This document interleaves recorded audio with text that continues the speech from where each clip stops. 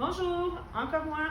Donc, lire un atout, c'est les lectures de la semaine. Pour l'instant, on n'a peut-être pas reçu le cahier, donc vous allez recevoir des feuilles, mais à partir de la semaine prochaine, normalement, on devrait avoir un cahier.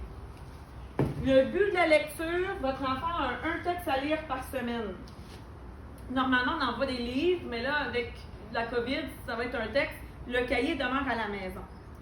Ce qu'on vous demande de faire, c'est d'écouter votre enfant lire à voix haute. Donc, votre enfant, dans un monde idéal, est assis près de vous et lit son texte à voix haute. Pourquoi? Pour travailler la fluidité, pour travailler la ponctuation, puis pour voir si votre enfant comprend ce qu'il lit. On vous invite aussi à ce que votre enfant prenne des pauses dans sa lecture.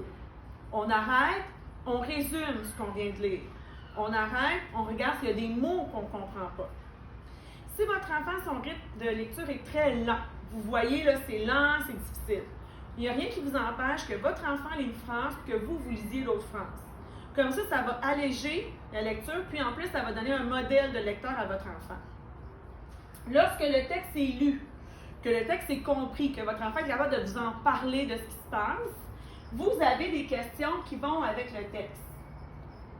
Donc, ce sont des questions de compréhension, il y a du repérage, retourner dans le texte, mais il y a aussi des questions de qu'est-ce que tu en penses? Pourquoi? Parce que on veut des réponses complètes. Madame Lisa et moi, on ne vérifiera pas les réponses, malheureusement, vu qu'on n'a pas accès au cahier.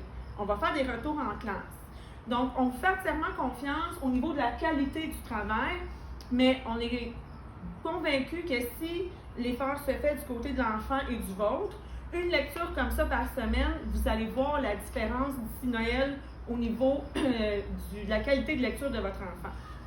Donc, on vous invite à lire les questions avec lui et vous assurer de sa compréhension.